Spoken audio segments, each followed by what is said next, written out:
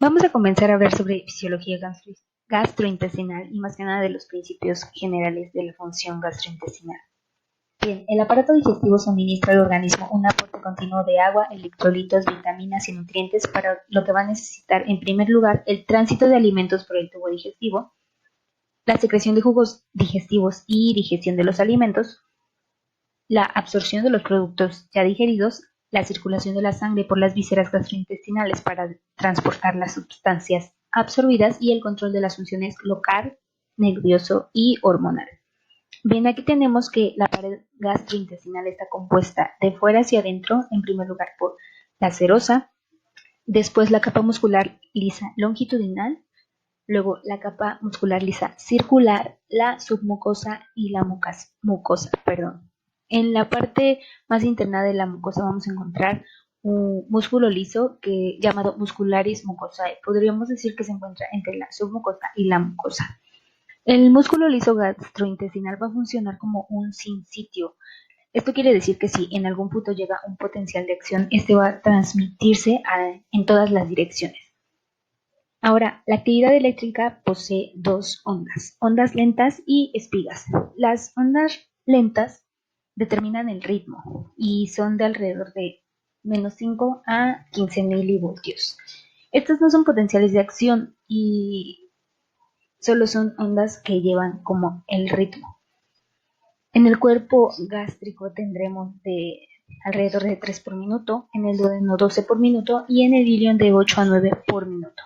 Ahora, las espigas, que son las que vemos en esta parte, estas sí son potenciales de acción y este se va a lograr cuando haya un voltio más positivo que menos 40. Son alrededor de 1 a 10 espigas por segundo y una espiga se puede prolongar hasta 10 a 20 milisegundos.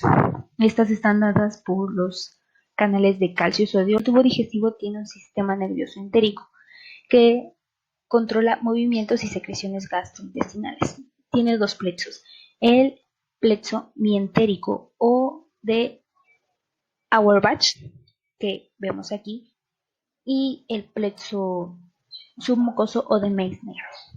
Este plexo mientérico este va a estar encargado de movimientos, lo que puede hacer que inhibe su interés para evitar el vaciamiento, y el plexo submucoso más que nada se encarga de secreciones y del flujo sanguíneo local.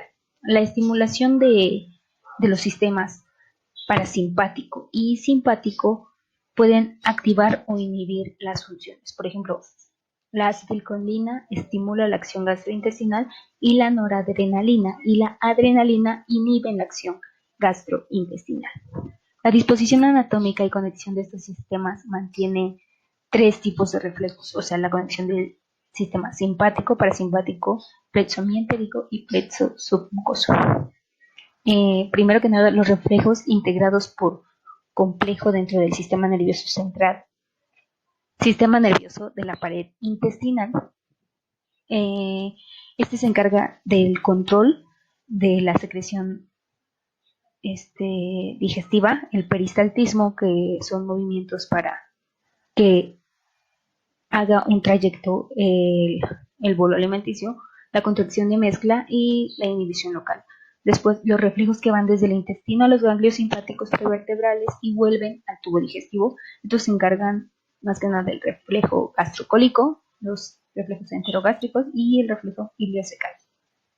También los reflejos que van desde el intestino a la médula espinal o tronco del encéfalo y vuelven al tubo digestivo. Estos están encargados más que nada de reflejos de estómago y duodeno, como son actividad motora y secretora, y los reflejos dolorosos y de defecación. Bien, ahora vamos a hablar de control hormonal y como vemos aquí en la tabla están tipos de hormonas y su estímulo de secreción, dónde se secretan y las acciones que llevan. Por ejemplo, la gastrina su estímulo van a ser las proteínas, la distensión, los nervios y el ácido inhibe la liberación. El lugar de secreción va a ser en las células G del antro, el duodeno y el yeyuno. Y esta gastrina lo que hace es secretar ácido gástrico y crecimiento mucoso. La colecistocinina su estímulo de secreción, o sea, lo que va a hacer que estas empiecen a secretar van a ser proteínas, grasas y ácidos, donde en las células sí del duodeno, yeyuno y ileum, y lo que va a hacer es estimular la secreción de enzima pancreática, de bicarbonato pancreático, la contracción de la vesícula biliar y el crecimiento del páncreas exócrino. Lo que va a inhibir va a ser el vaciado gástrico. Ahora, la secretina, su estímulo va a ser los ácidos y las grasas, y donde se va a secretar en las células S del duodeno, yeyuno e ileum. Lo que va a estimular es la secreción de pepsina, de bicarbonato pancreático, bicarbonato biliar y el crecimiento del páncreas exócrino. Lo que va a inhibir va a ser la secreción de ácido gástrico. Después, el péptido inhibidor gástrico, lo que lo va a estimular va a ser las proteínas, grasas e hidratos de carbono, y donde va a ser en las células K del duodeno y el yeyuno. Y estimula la liberación de insulina e inhibe la secreción de ácido gástrico. Y por último, la motilina, que podemos ver aquí, estimular por grasas, ácidos y nervios, y su lugar de secreción en las células M del duodeno y el yeyuno, y estimula la motilidad gástrica e intestinal. Ahora, los tipos de movimientos en el tubo digestivo, hay dos tipos de movimientos, los movimientos de propulsión y los movimientos de mezcla. Los movimientos de propulsión, el peristaltismo es la estimulación de cualquier parte de lo que produce un anillo, por así decirlo, lo que va a empujar el bolo alimenticio, y su estímulo es la distensión del tubo digestivo, obviamente. La suma del reflejo mientérico y el movimiento peristáltico en dirección anal se conoce como ley del intestino. Esto quiere decir, cuando el bolo alimenticio se encuentra en el intestino, se creará un anillo, lo que va a hacer que empuje este bolo alimenticio, y la parte a donde va a ser empujado en dirección anal se va a relajar, y esto es más fácil para que pase, pues. Los movimientos de mezcla son distintos en diferentes partes del tubo. Una onda peristáltica puede solo mezclar en lugar de desplazar. Hay zonas donde hay contracciones locales de constricción y se dan de 5 a 30 segundos. Estas ayudan a trocear y desmenuzar. Ahora, bien, el flujo sanguíneo se da por la circulación espláctica, dado esta por el flujo sanguíneo del tubo digestivo, vaso, páncreas e hígado. Aquí, como podemos ver, se da principalmente la arteria aorta, viene la rama mesentérica inferior y se va a prolongar a lo largo de todos los intestinos. Va a ser dada entonces la arteria aórtica y la arteria mesentérica inferior. Ahora vamos a hablar sobre propulsión y mezcla de los alimentos en el tubo digestivo. La cantidad de alimentos que ingiere una persona depende de su hambre y el tipo de alimento del apetito. La ingestión se va a dar por los siguientes aspectos mecánicos, como son la masticación y la deglución. La masticación se dará con ayuda de los dientes para triturar la comida. Los incisivos pueden crear un peso de 24 kilogramos y los molares de 100 kilogramos. Los músculos que ayudan a la masticación están inervados por el quinto par craneano. Primero se va a iniciar con el reflejo de masticación. Es muy importante, ya que cuando consumimos frutas y vegetales crudos sabemos que estos contienen celulosa. Esta celulosa no es digerible, entonces la masticación ayudará a que se rompa para poder aprovecharse y así ser más digerible. También la masticación evita las escoraciones de la mucosa gastrointestinal y facilita el paso de los alimentos del estómago al intestino delgado y a los siguientes segmentos.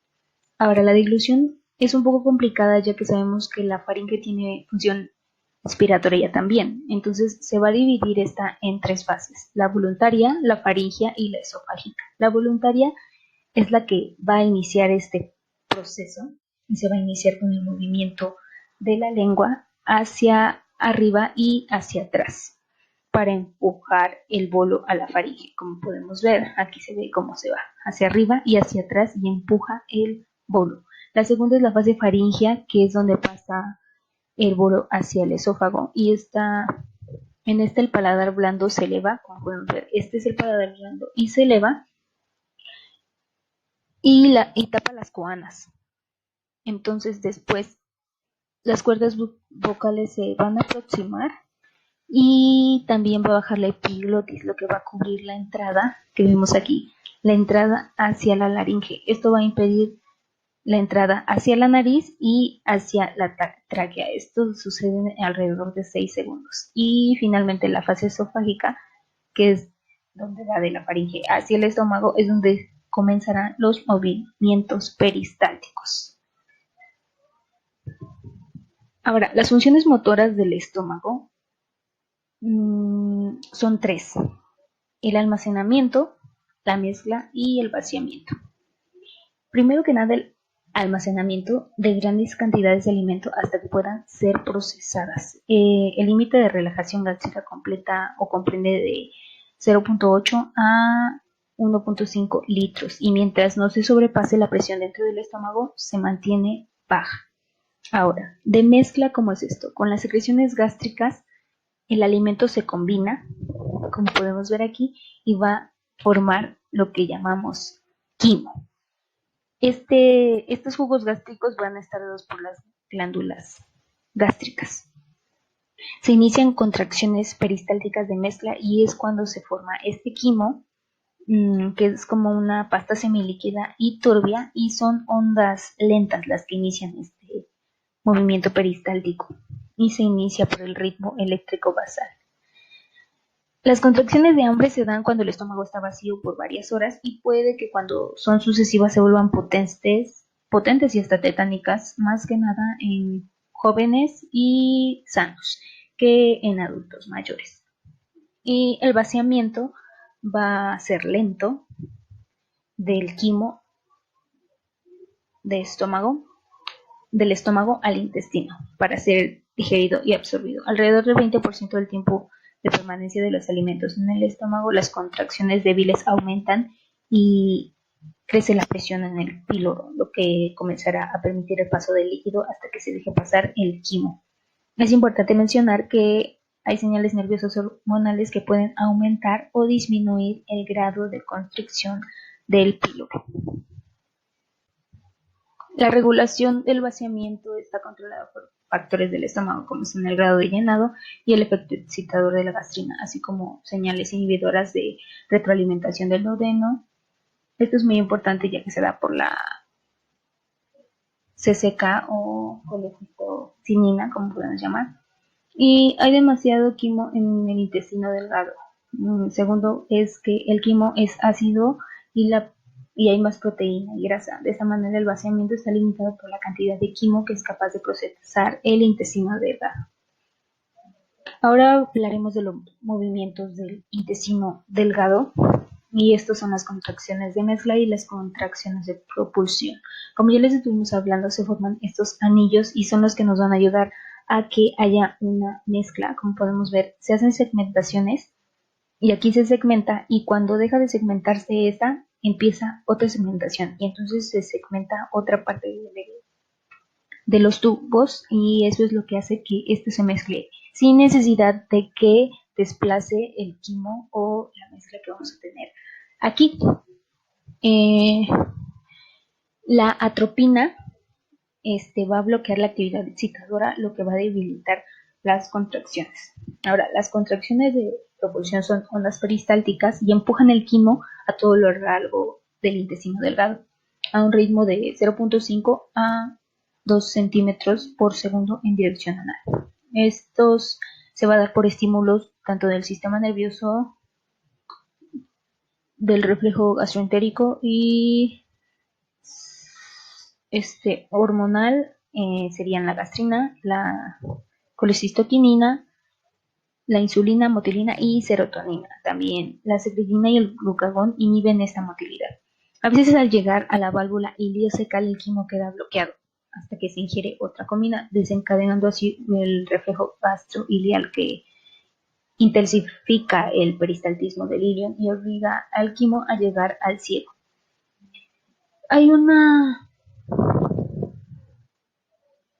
La acometida peristáltica es una Un peristaltismo rápido y potente, causado por una irritación en la mucosa intestinal. Esto podríamos relacionarlo con la diarrea infecciosa. Ahora bien, los movimientos del colon, sus funciones más que nada del colon es la extracción de agua y electrolitos para formar heces sólidas y el almacenamiento de heces hasta que haya una expulsión. Los movimientos son las austras, movimientos de masa y movimientos de defecación.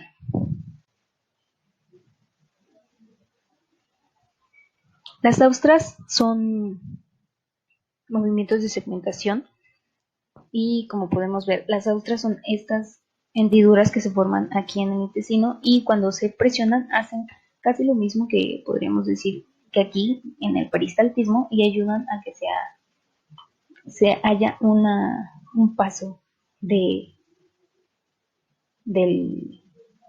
quimo. Y los movimientos de masa se da por ondas lentas necesitando de 8 a 15 horas para desplazar las contracciones, para desplazar el contenido. Ocurre de 1 a 3 veces al día. Aparece un anillo, como podemos ver, y después los 20 centímetros más distales al anillo del colon pierden estas austras, lo que hace que se vuelvan lisas y se contrae como unidad y pasa a la siguiente porción. Esto sucede que pasa en 30 segundos y luego descansa de 2 a 3 minutos y suele persistir de 10 a 30 minutos. Luego cesa y suele reaparecer medio día después. Cuando la masa llega al recto, aparece el deseo de defecar. Y luego la defecación se da con una contracción refleja del recto y la relajación de los esfínteres anales. El esfínter externo está inervado por el nervio pudendo que es voluntario. Esto es importante mencionar que cuando está cerrado es una inervación subconsciente, o sea, no estamos conscientes de ellos, pero cuando está abierto es algo consciente y puede ser voluntario. Cuando sabemos que es el momento adecuado de defecar, movemos también el diafragma hacia abajo, así como contraemos los músculos abdominales y ayudamos a que pueda suceder la defecación. Ahora, las funciones secretoras del tubo digestivo existen tipos de glándulas, las mucosas que secretan moco, las criptas de Lieberkühn, que son células secretoras especializadas, las tubulares que secretan ácido y pepsinógeno y las complejas como saliva del páncreas e hígado.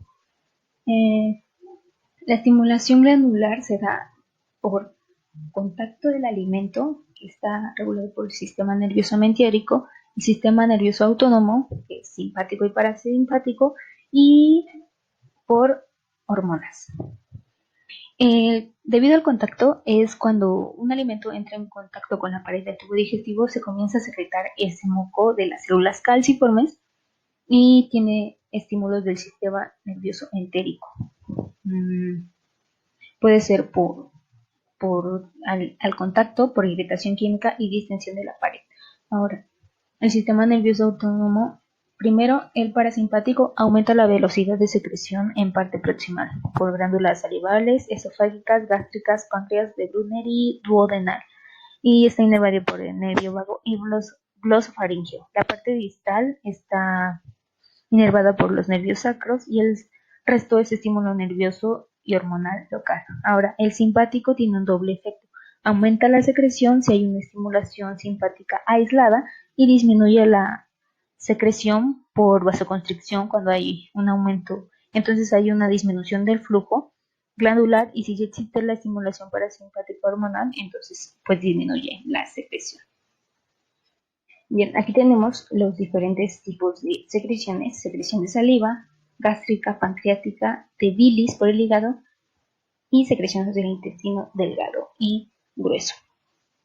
La importancia del moco es bien importante. El moco está compuesto por electrolitos, agua y glucoproteínas. Es importante porque el moco es adherente, o sea que se fija a alimentos y sustancias, lubricante porque no hay contacto directo con la pared y esto evita la excoriación, filante porque facilita el deslizamiento de los alimentos, resistente a las enzimas gastrointestinales y amortiguador porque actúa con ácidos y bases y cuando es demasiado ácido lo neutraliza porque contiene bicarbonato. La secreción diaria de todo esto es de alrededor de 6.700 mililitros. Ahora vamos a empezar con la secreción salivar, que es alrededor de 1.000 mililitros por día. Primero es una secreción serosa, porque por la tialina, que digiere almidones, y también mucosa por la mucina, que esta lubrica y protege. Las glándulas son las que secretan saliva principalmente, son la parótida, la sublingual y la glándula sublingual. La parótida secreta un moco seroso, la submandibular y sublingual es seroso y mucoso. Y las glándulas menores, estas son las glándulas mayores, las glándulas menores van a secretar solamente moco. Ahora bien, la glándula salival está compuesta por acinos, que son estos, y conductos. Los acinos van a secretar la tialina y la mucina, y los conductos secretan iones como, por ejemplo, sodio, bicarbonato, potasio y cloro. La saliva va a ayudar también a lavar y arrastrar gérmenes. La lisosima elimina enzimas y tiocianato, y los anticuerpos eliminan bacterias bucales. Ahora, el sistema nervioso que lo controla es el sistema nervioso autónomo, y más que nada el parasimpático. Aquí vemos, puede ser táctil cuando un objeto es liso, estimula mucho la secreción salival. Sin embargo, cuando es rugoso, estimula muy poco. Gustativo, porque cuando hay un sabor amargo, por así decirlo, estimula hasta 8 a 20 veces. Olfatorio, porque alimentos deseados va a estimular mucho, y alimentos indeseados, por ejemplo, una comida que no nos gusta, estimula muy poco.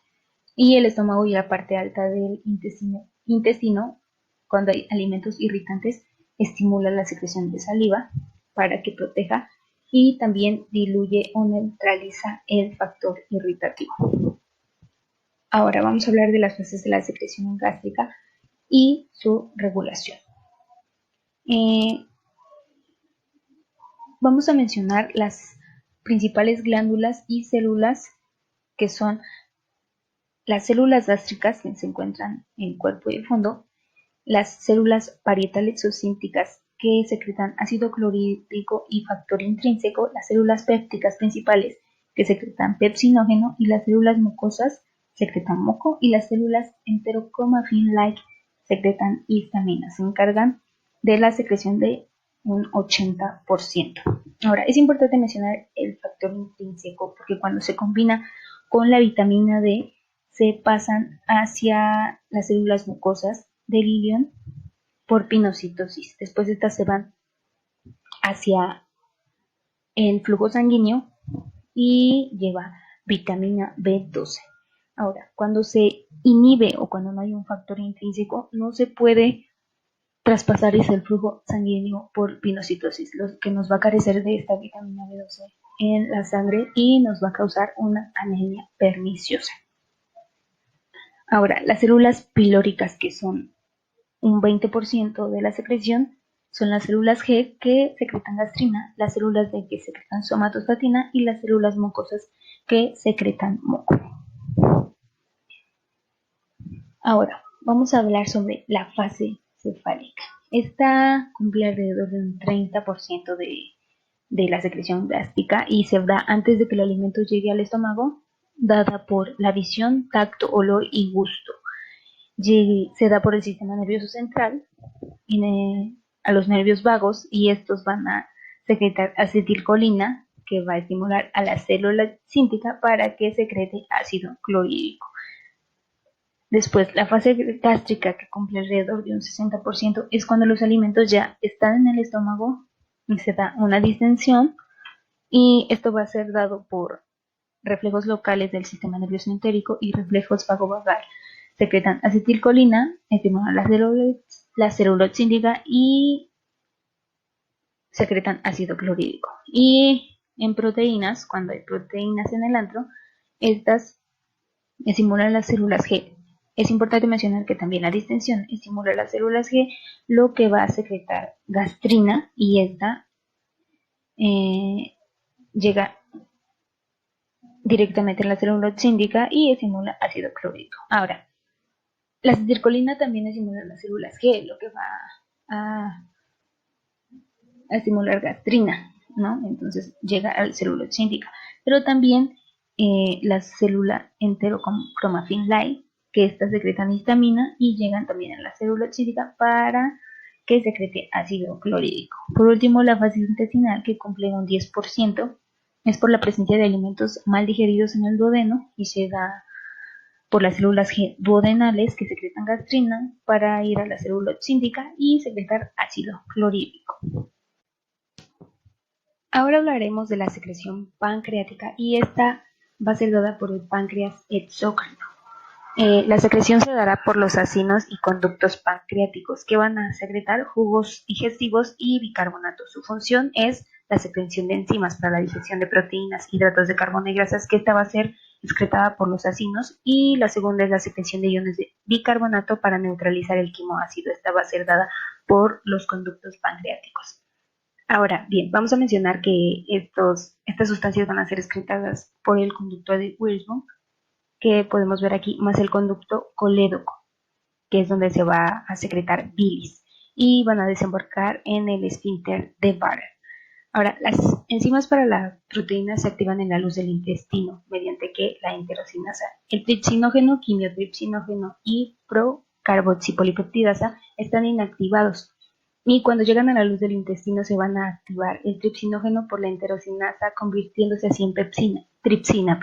Esta tripsina por sí sola activa a estas formas inactivas y las transforma en quimiotripsina carboxipolipeptidasa, y así estas van a ayudarnos a la digestión de proteínas. Ahora, las enzimas para la digestión de hidratos de carbono es la amilasa, que degrada almidones, glucógeno y demás hidratos de carbono, excepto la glucosa. Todo esto hasta formar disacáridos y algunos trisacáridos. Así nos ayudaría a la digestión de hidratos de carbono.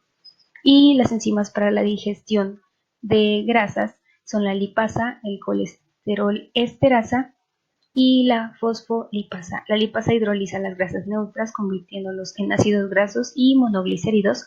El colesterol esterasa hidroliza los esteres de colesterol y fosfolipasa separa ácidos grasos de los fosfolípidos. Ahora es importante mencionar que la tripsina que anteriormente mencionamos podría digerir al páncreas. Esta tripsina que mencionamos podría digerir al páncreas, y esto se evita con la secreción de un inhibidor de la tripsina que se secreta ya mismo con el tripsinógeno y hace que no se active, por así decirlo, en el páncreas, sino que se active hasta que llegue a la luz del intestino. Si esto no sucediera o si no se secretara este inhibidor de la tripsina, se activaría la tripsina en el páncreas y lo autodigeriría. Y se podría decir que se crea la pancreatitis. Ahora, la regulación de la secreción va a ser dada por acetilcolina, colecistocinina y secretina.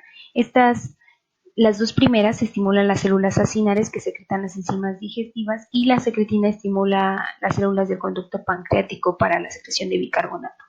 Ahora, la primera fase, que es la fase encefálica, va a ser dada por la acetilcolina, que va a estimular a los acinos y va a ser un 20% de la secreción.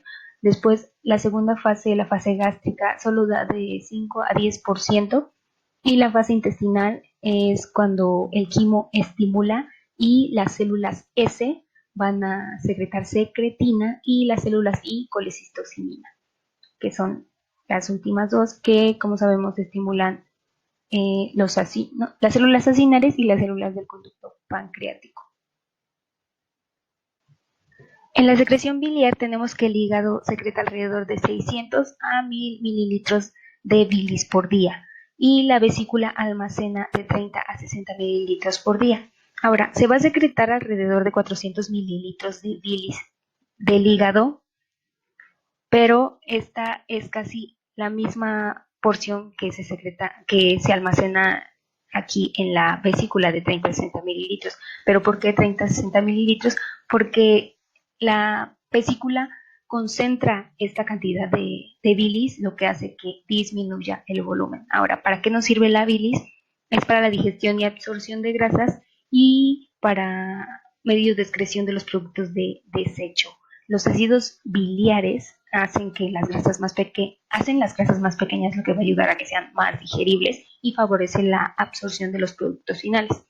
Primero que nada, en los hepatocitos se van a secretar ácidos biliares, colesterol y componentes orgánicos, y en los conductos biliares, sodio y bicarbonato, que esto va a ser estimulado por la secretina.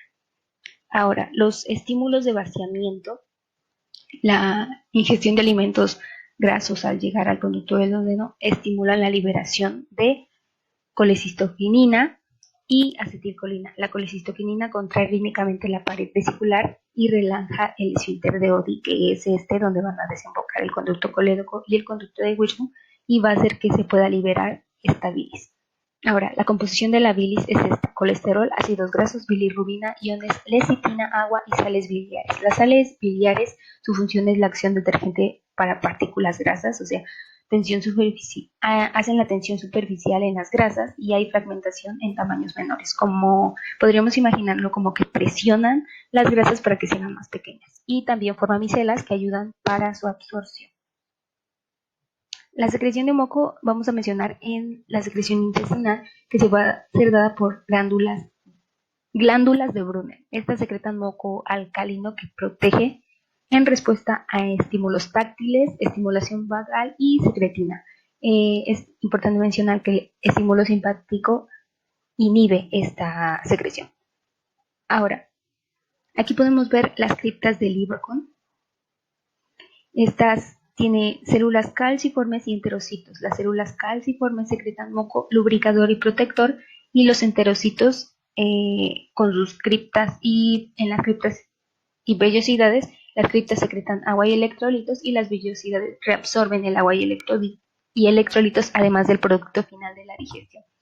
Ahora, también mencionamos aquí las células de Paneth, y estas tienen una acción inmunológica. Ahora bien, el intestino grueso carece de vellosidades y células de Paneth y secreta mínimamente enzimas digestivas, que más que nada es moco con mucha cantidad de bicarbonato. Los estímulos para esta estimulación directa, reflejos nerviosos locales y estímulo parasimpático. El estímulo parasimpático puede hacer que se expulse moco cada 30 minutos.